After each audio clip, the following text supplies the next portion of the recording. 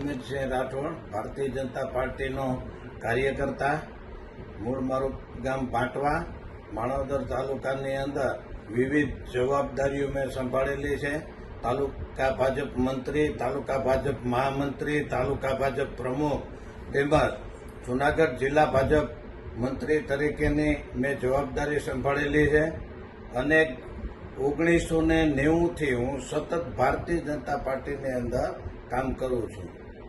જે કંઈ જૂનાગઢ જિલ્લાની અંદર ભારતીય જનતા પાર્ટીની અંદર આજે અનેક કાર્યકર્તાઓ, સિનિયર આગેવાન કાર્યકર્તાઓ સાઇડલાઇન થઈ ગયા છે. શું કરવાને? કાર્ય પદ્ધતિ બદલાઈ ગઈ છે. પહેલા અમે ભારતીય જનતા પાર્ટીની અંદર કામ કરતા હતા ત્યારે અમે અમારા સિનિયરોને બધાને બોલાવતા હતા, વિશ્વાસમાં લેતા હતા, એની સાથે ચર્ચા કરતા હતા. એવું નથી કહેતા કે આ લોકોની સાથે ચર્ચા કરવી એટલે એ કે એમ જ કરવું, પણ નાની મોટી વાતની ચર્ચાઓ થતી હતી એટલે કાર્યકર્તાઓ એકદમ સંગઠિત રહેતા હતા. આજે એ પદ્ધતિ બદલાઈ ગઈ છે.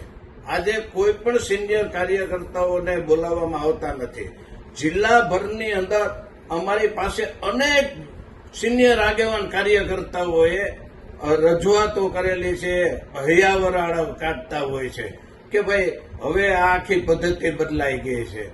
તો આ જે પદ્ધતિ બદલાઈ છે જેનાથી હિસાબે ભારતીય જનતા પાર્ટીને નુકસાન થાય છે એટલે વારંવાર હું ઠાકરસિંહભાઈ જાવિયા, માધાભાઈ બોરીચા, કનુભાઈ ભાલાડા, અનકસિંહ વાડા આ બધાએ વારંવાર રજૂઆતો કરેલી છે, પણ ક્યાંક ને ક્યાંક શું હોય ખબર નથી.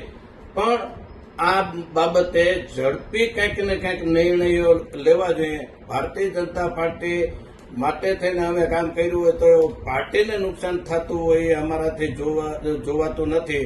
અમારે કોઈ પદ હોદ્દો કાંઈ જોતું નથી, કાંઈ લાલચ નથી. અમારે અમારી પાર્ટી વધુમાં વધુ મજબૂત થાય